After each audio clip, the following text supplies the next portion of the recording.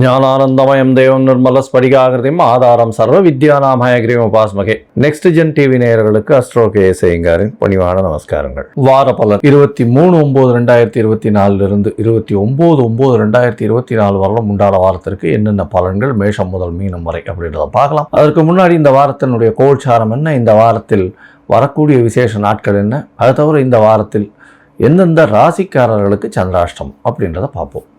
முதல்ல இந்த வாரத்தினுடைய கோல்சாரன் எடுத்தோமேயானால் காலபுருஷ தத்துவத்தில் 2வது ராசியான ரிஷபத்தில் குருவும், மிதுனத்தில் செவ்வாய், கன்னியில் புதன் சூரியன் கேது, துலாத்தில் சுக்கிரன், கும்பத்தில் சனி வக்ரம், மீனத்தில் ராகு. இந்த வாரம் அதிவேகமாக செல்லக்கூடிய கிரகமான சந்திர பகவான் இந்த வாரத்தில் ரோகிணி நட்சத்திரம் ரிஷப ராசியிலிருந்து மக நட்சத்திரம் சிம்ம ராசி வரலும் போகிறார். இது இந்த வாரத்தினுடைய கோல்சாரம். இந்த வாரத்தில் பார்த்தாலேயானால் வரக்கூடிய விசேஷ நாள் அப்படின்னு சொல்லும்பொழுது 23ஆம் தேதி அன்னைக்கு சஷ்டி, தேய்பிரை சஷ்டி. சஷ்டி விரதம் தேய்பிரையில் பார்த்தாலேயானால் முருகனுக்கு விரதம் இருக்கிறதும், எதிராளிகள் பகையாளிகள் செய்வினை செய்கிறது, இந்த மாதிரியான விஷயங்களில் பிரச்சனைகள் இருக்கிறவாளுக்கு இந்த முருகனுக்கு விரதம் இருக்கிறதன் மூலியமாக அது போகும். அது தவிர எதிரிகளை வெல்லக்கூடிய ஒரு பெரிய ஏற்றம் கிடைக்கக்கூடிய காலகட்டம். இந்த சஷ்டி விரதம் இருந்தால்தான் அவள் எல்லா விஷயத்திலையும் ஜெயிக்கக்கூடிய காலகட்டமாக அமைய போகிறது. சஷ்டியில் விரதம் இருந்தால் அகப்பையில் வரும் அப்படின்றது பொதுவாகவே வளர்பிறை சஷ்டியில் இருக்கிறது பெரிய விசேஷம். தேய்பிறை சஷ்டியில் இருக்கிறதன் மூலியமாக நிச்சயமாக உங்களுக்கு வரக்கூடிய வந்த எதிரிகள் எல்லாரும் உங்களை விட்டு போகக்கூடிய வாய்ப்புகள் உண்டு.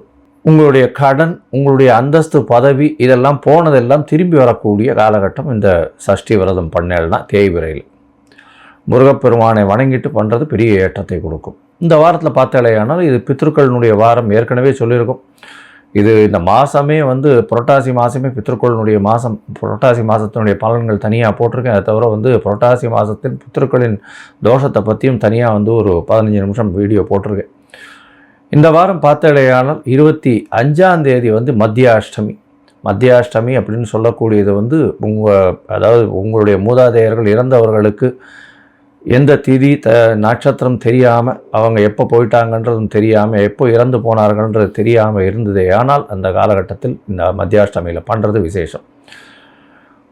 நதிக்கரையில், கோவில் இதில், குளங்கரையில், இந்த மாதிரியான இடங்களில் பண்ணுறதும், அருகில் இருக்கக்கூடிய இந்த கோவில் குருக்களுக்கோ, அதை தவிர அந்தணர்களுக்கு இல்லைன்னா பிராமணர்களுக்கு உங்களால் முடிஞ்ச வஸ்திரங்களும், அதை தவிர அரிசி, வாழைக்காய் இதெல்லாம் தானமாக கொடுக்கறதன் மூலியமாக உங்களுக்கு வரக்கூடிய வந்த பிரச்சனைகள் எல்லாம் போகக்கூடிய வாய்ப்பு உண்டு.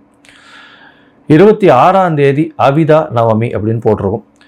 அது அவிதவா நவமி. விதவா அப்படின்னா கணவனை இழந்தவர்கள். விதவா அப்படின்னா கணவனை இழக்காமல் சுமங்கலிகளாக இறந்த பெண்களுக்கு இந்த காலகட்டத்தில் பண்ணக்கூடிய தர்ப்பணம். அது இந்த ஒரு நாள் சுமங்கலிகளாக வீட்டில் இறந்து போனவர்களுக்கு செய்யக்கூடிய திதி நாள். அதனால் விதவா நவமி அப்படின்றத பேச்சு மொழியில் அவிதா நவமி அப்படின்னு வந்துடுது.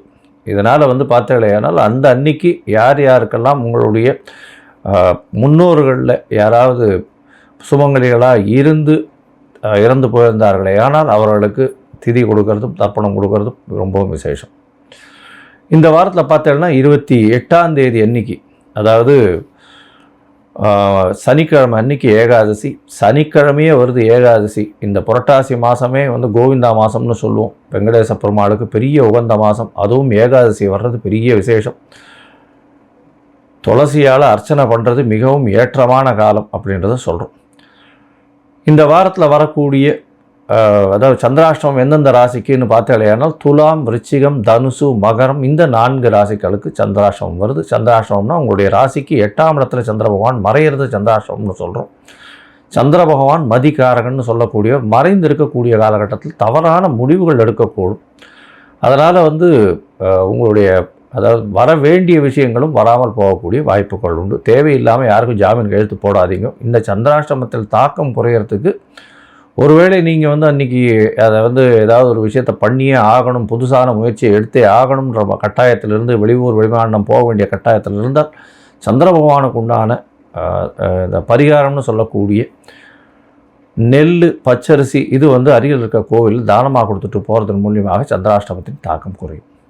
சரி, இந்த வாரம் மேஷம் முதல் மீனம் வரை, அதாவது 23/9/2024 இருந்து 29/9/2024 வரை உண்டான வாரத்திற்கு எப்படி இருக்குன்னு பார்க்கலாம். அதற்கு முன்னாடி என்னுடைய மொபைல் நம்பர் கீழே ஸ்க்ராலிங்கில் போயின்னு இருக்கும். உங்களுக்கு அஸ்ட்ராலாஜிக்கல் கன்சல்ட் தேவைப்பட்டதுன்னா எனக்கு ஒரு ஃபோன் பண்ணுங்க. உங்களுடைய date, time, place of birth, உங்களுடைய நேம், பேரண்ட்ஸினுடைய நேம் அதை எனக்கு அனுப்பிச்சிங்கன்னா என்னுடைய கட்டணம் என்னன்னு தெரிவிக்கிறேன். அந்த கட்டணத்தை போட்டு அந்த பேமெண்ட்டினுடைய ரெசீட் இல்லை யூடிஆர் நம்பர் போட்டிங்கன்னா உங்களுடைய ஜாதகத்தை போட்டு ஜாதகத்தில் சந்தி இருக்கான்றதை பார்த்து, அதாவது உங்களுடைய ராசி சந்தி, நட்சத்திர பாத சந்தி இதெல்லாம் இருக்கான்னு பார்த்து உங்களுடைய ஜாதகத்தை போட்டதுக்கு அப்புறம் உங்களுக்கு அப்பாயின்மெண்ட் தரேன். நம்ம ஒரு இது ஆன்லைன்லேயும் இது பண்ணலாம். அது தவிர ஆஃப்லைனில் என்னை பார்க்க வரணும்னாலும் அப்பாயின்மெண்ட் எடுத்துட்டு வாங்கும்.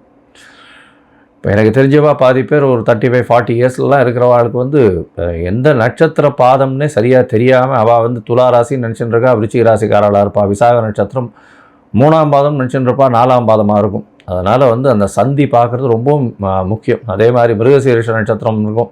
2 அதாவது உடைந்த நட்சத்திரங்கள் வர இடத்துல எல்லாத்துலேயுமே இந்த பிரச்சனைகள் வரும். அதே மாதிரி பார்த்தாலேயானால் முதல் பாதம் வரும்பொழுதும் சரி, அதாவது ஒரு நட்சத்திரத்தின் முதல் பாதம் வரும்பொழுதும் அது முந்தின நட்சத்திரத்தினுடைய கடைசி பாதமாக கூட இருக்கக்கூடும். அதனால் நட்சத்திர சந்தி பார்த்து அதன் வழியாக செயல்படுறது மட்டும்தான் ஒரு நல்ல தீர்வு. நீங்கள் அனுப்புங்க, நான் எனக்கு முடிஞ்ச இதுவை உங்களுக்கு பண்ணுறேன். இப்போ ஒரு ராசியாக மேஷம் முதல் மீனம் வரை பார்க்கலாம். கடகம், புனர்பூசம், பூசம், ஆயில்யம் இந்த 3 நட்சத்திரம் 9 பாதங்களை கொண்ட ராசி. ராசியின் அதிபதி சந்திர பகவான், அதிவேகமாக செல்லக்கூடிய கிரகமான சந்திர பகவான். இந்த வாரம் பார்த்தலையானால் உங்களுடைய ராசிக்கு 3ஆம் இடம் வலுத்து போகிறது. 3ஆம் இடத்துல ஆட்சி பெற்ற புதன், ஆட்சி பெற்று மூலத்திரிகோணம் உச்சம் பெற்று இருக்கக்கூடிய புத பகவான் உங்களுடைய ராசிக்கு 2ஆம் அதிபதியும் 3ஆம் இடத்துல இருக்கிறது விசேஷம். இந்த வாரத்தில் முயற்சிகள் அனைத்தும் வெற்றி பெறும். குடும்பஸ்தானாதிபதியும் 3ஆம் இடத்தில் இருக்கிறதன் மூலியமாக குடும்பத்தில் நல்ல ஒரு ஏற்றம் கிடைக்கக்கூடிய காலகட்டமாக இருக்கும். 3ஆம் இடத்தில் கேது பகவான் இருக்கிறதுனால சிறு சிறு தடங்கள் அதற்கு பிறகு பெரிய ஏற்றத்தை கொடுக்கக்கூடிய காலகட்டம். உங்களுடைய ராசிக்கு பார்த்தோம்னா இளைய சகோதரர் மூலியமாக நல்ல ஒரு வெற்றி செய்தி வரும். 4ஆம் இடத்தில் இருக்கக்கூடிய சுக்கிரன் ஆட்சி பலம் பெற்று இருக்கிறது பெரிய விசேஷம். இதன் மூலியமாக பார்த்தடையானால் தாயின் உடல்நிலையில் நல்ல ஒரு ஏற்றம் இருக்கக்கூடிய காலகட்டம். அதை தவிர பார்த்தோம்னா உங்களுடைய ராசிக்கு படிக்கக்கூடிய மாணவர்களுக்கு எல்லாம் நல்லபடியாக வெற்றிகரமான செய்திகள் வரக்கூடிய வாய்ப்புகள் நிச்சயமாக உண்டு. உங்களுடைய ராசிக்கு பார்த்தடையானால் 8ஆம் இடத்துல சனி பகவான் இருக்காரு. சார் என்ன சார் இது அஷ்டமத்தில் சனி இருக்காருன்னா வக்கரகதியில் இருக்கிறதுனால எந்த ஒரு பிரச்சனையும் இருக்கக்கூடிய வாய்ப்புகள் இல்லை. தொல்லைகள் வந்தாலும் அதுவாகவே கரைந்து போகக்கூடிய வாய்ப்புகள் உண்டு. 9ஆம் இடத்தில் இருக்கக்கூடிய ராகு பகவான் மூலியமாக தந்தையிடமிருந்து திடீர் பணம் வரக்கூடிய வாய்ப்புகள் நிச்சயம் உண்டு. வெளிநாடு வெளியூர் போகக்கூடிய பாக்கியம் நிச்சயமாக கிடைக்கும். புதிய வேலை கிடைக்கக்கூடிய வாய்ப்புகள் உண்டு. ஏன்னா 11ஆம் இடத்தில் இருக்கக்கூடிய குரு பகவான் நல்ல ஒரு ஏற்றத்தை கொடுக்குறார். தூக்கமின்மை கொஞ்சம் பிரச்சனை இருக்கும். இந்த கடகராசிக்காரர்களுக்கு 12ஆம் இடத்துல செவ்வாய் இருக்கிறதுனால தூக்கமின்மை இருக்கக்கூடிய வாய்ப்புகள் நிச்சயமாக உண்டு. கணவன் மனைவிக்குள்ள கொஞ்சம் சற்று அந்யோன்யம் குறையக்கூடிய வாய்ப்புகள் நிச்சயமாக இருக்கும். ஏன்னா 12ஆம் இடத்துல செவ்வாயும் சப்தமாதிபதினு சொல்லக்கூடிய சனி பகவான் 8ஆம் இடத்துல வக்கரகதியில் இருக்கிறதுனால கணவன் மனைவிக்குள்ள சிறு சிறு பிரச்சனைகள் போகும். இருந்தாலும் குரு பகவான் உங்களுடைய ராசிக்கு 11ஆம் இடத்துல இருக்கிறதுனால எல்லா பிரச்சனைகளும் சுமூகமாக செல்லக்கூடிய வாய்ப்புகள் மிகவும் அதிகம்.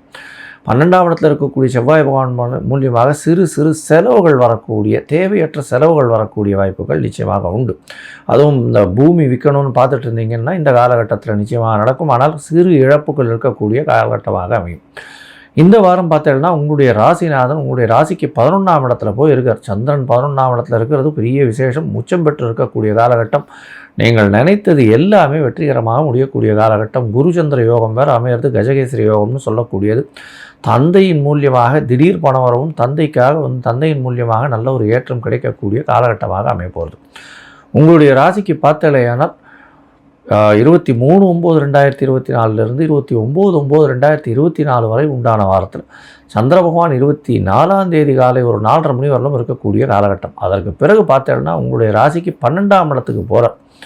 12ஆம் இடத்துல 24ஆம் தேதியிலிருந்து 26ஆம் தேதி இரவு ஒரு 10:30 மணி வரலும் இருக்கக்கூடிய காலகட்டம் செவ்வாயோடு சேர்ந்து இருக்கக்கூடிய காலகட்டமாக அமைகிறது. சந்திர மங்கள யோகம் அமையிறது. இது ஒரு பெரிய ஏற்றத்தை கொடுக்கக்கூடிய காலகட்டமாக அமையிறது. சந்திரமங்கள யோகம் இருக்கிறது பெரிய விசேஷம். ராசிநாதன் 12ஆம் இடத்துல இருக்கிறதுனால சிறு சிறு மன கிளேசங்கள் வரும். பயம் இருக்கக்கூடிய காலகட்டமாக இருக்கும். உடல் நலத்தில் சற்று பின்னடைவு இருக்கக்கூடிய காலகட்டமாக அமைய போகிறது.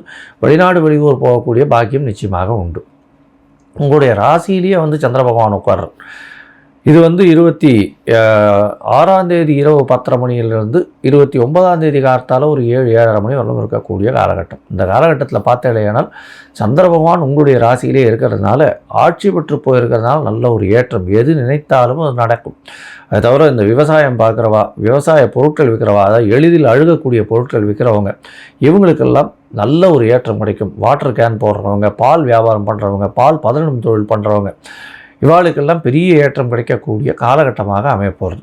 இந்த வாரத்தில் உங்களுடைய ராசிக்கு 2ஆம் இடத்துல சந்திர பகவான் போகிறார். ராசிநாதனே 2ஆம் இடத்துல போகும்போது சனியின் பார்வையில் இருக்கிறதுனால உடல் நலத்தில் மட்டும் சற்று கவனமாக இருக்கிறது ரொம்பவும் நல்லது.